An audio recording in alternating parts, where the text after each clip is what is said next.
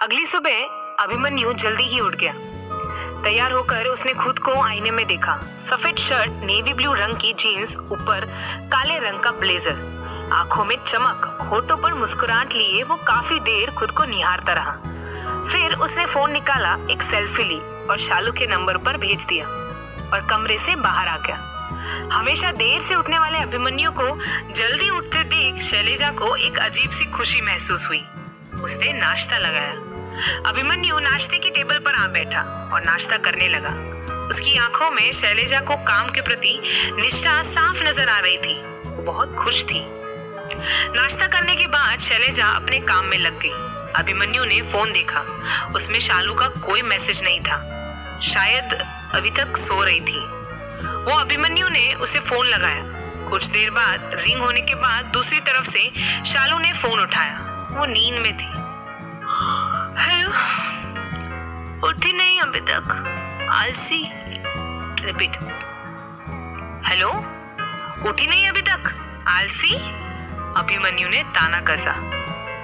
क्या है, सोने दो ना, अभी तो एग्जाम्स खत्म हुए हैं, उसने नींद में ही कहा। अरे सो जाना, मैंने कुछ भेजा है, पहले वो देखो, अभिमन्यु ने एक्साइटमेंट में कहा।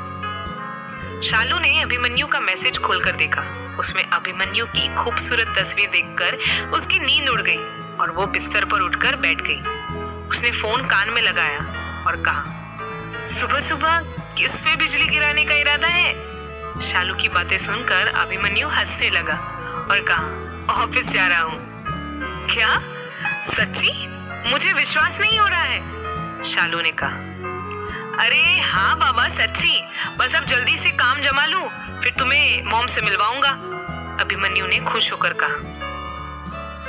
Best of luck my love and I love you, Shalu ने बात प्यार से कहा। आई लव यू टू, अभी मुझे ऑफिस के लिए निकलना है, अभिमन्यु ने कहा और फोन काट दिया।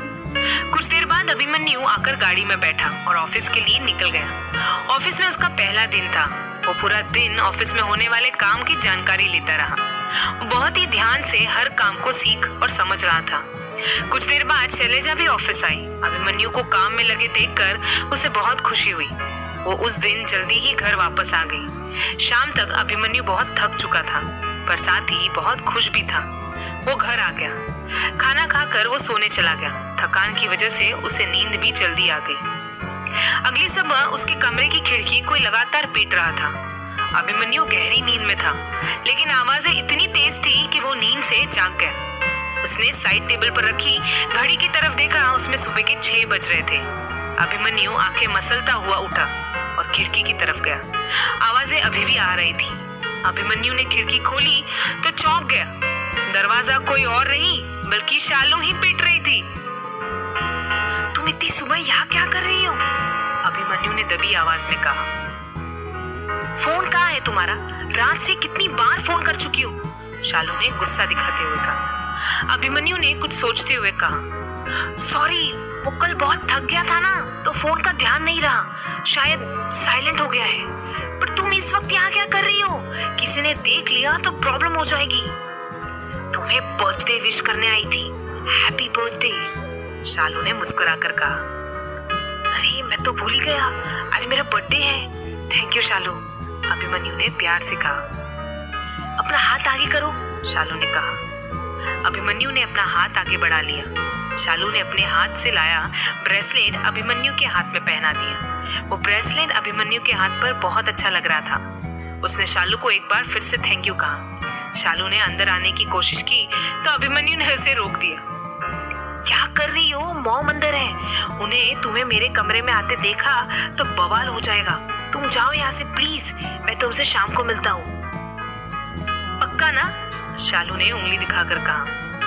हाँ बाबा पक्का, अब मॉम के देखने से पहले यहाँ से जाओ प्लीज प्लीज प्लीज, अभिमन्यु ने इधर उधर देखते हुए कहा।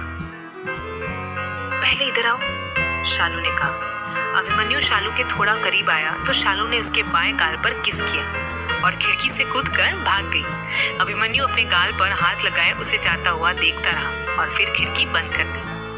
एक जोड़ी आंखें अब तक की सारी गतिविधियां देख रही थी और आखिर में मुस्कुराकर चली गई। शाम को अपने किए वादे के मुताबिक अभिमन्यु शालू से मिला। शालू ने अभिमन्यु के लिए एक शानदार पार्टी रखी थी। उसने कॉलेज के अपने और अभिमन्यु के सभी दोस्तों को भी बुलाया। सबने साथ मिलकर अभिमन्यु का बर्थडे सेलिब्रेट किया। रात के 11 बज चुके थे। पार्टी खत्म हो चुकी थी। अभिमन्यु ने शालू को उसके घर छोड़ा और फिर गाड़ी अपने घर की तरफ दौड़ा दी। घर पहुंचते पहुंचते अभिमन्यु को काफी देर हो चुकी थी। उसने गाड़ी पार्क की और घर के अंदर गया। घर में घुसते ही उसने देखा डाइनिंग टेबल पर बैठी शैलेजा उसका इंतजार कर रही है। अभिमन्यु उनकी तरफ गया।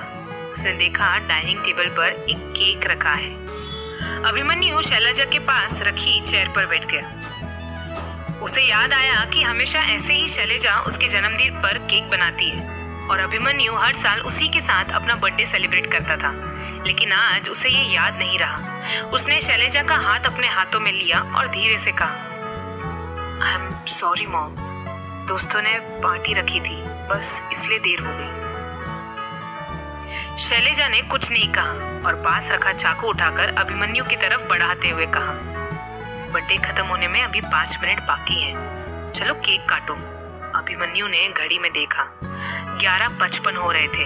उसने केक काटा। Shaileja happy birthday to you गाने लगी जैसे वो हर साल गाती है। अभिमन्यु ने केक का एक टुकड़ा उठाया और शैलेजा को खिलाया। शैलेजा ने मुस्कुराते हुए उसे केक खिलाया। अभिमन्यु जानता था उसकी मॉम चाहे कितना भी गुस्सा हो, उसकी एक स्माइल पर पिघल जाती है। तभी शैलेजा ने कहा, अभी कल मैंने घर में पूजा रखवाई है, इसलिए कहीं जाना नहीं। ठीक है मॉम, कल का मेरा पूरा दिन सिर्फ आपके लिए होगा। आप जो कहेगी आपका हुक्म सर आंखों पर। अभिमन्यु ने नाटकीय अंदाज में कहा तो शैलेजा मुस्कुरा उठी। दोनों वहीं बैठकर कुछ देर बातें करते रहे और फिर शैलेजा उठकर जाने लगी। जाते जाते वो अभिमन्यु की तरफ पलटी और कहा, कल पूजा में उसे भी बुला देना। किसे मॉम? अभिमन्यु ने कहा, वही जो आज सुबह तुम्हें खिड़की से बर्थडे विश करने आई थी। शैलेजा ने शरारत से मुस्कुराते हुए कहा, अरे मॉम, वो अभिमन्यु हकलाने लगा, मैं सब जानती हूँ, बुला लो उसे भी, मैं मिलना चाहती हूँ। गुड नाइट कहकर शैलेजा अपने कमरे की तरफ बढ़ गई। अभिमन्यु के गाल ब्लश करने लगे और वो उठा और अपने कमरे में आकर शालू को फोन लगाया। हेलो अभिमन्यु, क्या हुआ, इतनी रात को फोन किया है? सब ठीक तो है ना? शालू ने चिंता जताई। हाँ सब ठीक है। अच्छा सुनो, मुझे तुम्हें कुछ बताना है, अभिमन्यु ने कहा। उसकी आवाज में खुशी साफ झलक रही थी। हाँ बताओ ना, शालू ने एक्साइटमेंट में कहा। कल मॉम ने घर में पूजा रखवाई है और उन्होंने तुम्हें भी आने को कहा है।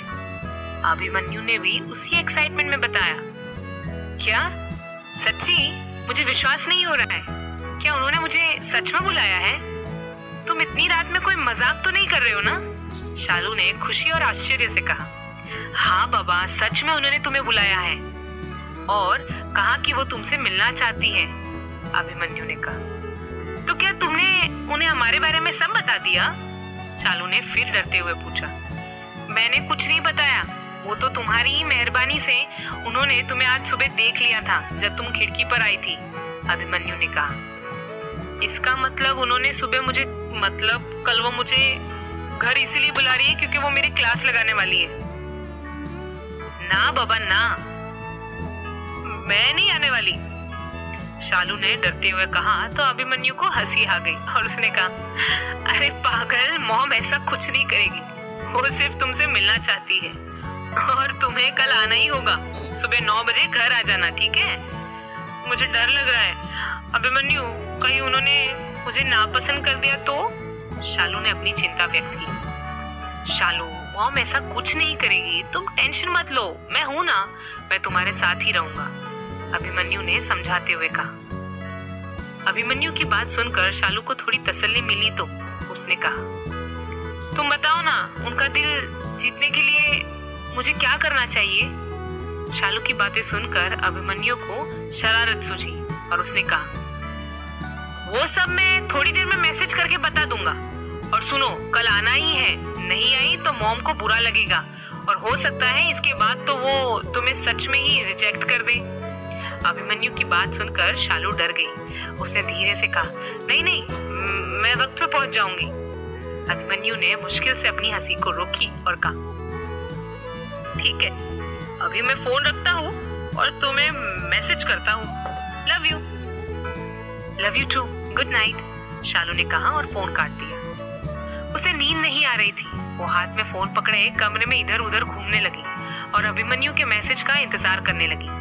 10 मिनट बाद अभिमन्यु का मैसेज आया। शालू जल्दी से आकर बेड पर बैठ गई और उसने मैसेज ओपन किया, जिसे पढ़कर शालू फोन साइड में रखकर अपना चेहरा अपने हाथों में छुपा कर बैठ गई। मैसेज था, मॉम को प्योर इंडियन लड़कियां पसंद है, इसलिए उनको इम्प्रेस करने के लिए तुम्हें साड़ी पहनकर आना, आते ही उनके पैर छू लेना, और सबसे खास बात, उन्हें म्यूजिक बहुत पसंद है, इसलिए आते ही उन्हें उनका फेवरेट गाना जीने के 4 दिन ओ बाकी है बेकार दिन गाना सुना देना, जिससे वो इम्प्रेस हो जाए। आई होप तुम ये सब कर पाओगी। बेचारी शालू, जिसने जीन्स टॉप के अलावा कभी कुछ नहीं पहना था, वो ऐसे अचानक साड़ी कैसे पहनेगी? और गाना तो उसने कभी किया ही नहीं। सारी रात वो इसी उधेड़-बुन में लगी रही, सोचते सोचते सो गई। उधर अभिमन्यु शालू के बारे में सोच सोचकर खूब हंस रहा था। आज से पहले उसने शालू को कभी साड़ी में नहीं देखा था। सोचते सोचते अभिमन्यु भी नींद के आगोश में चला गया।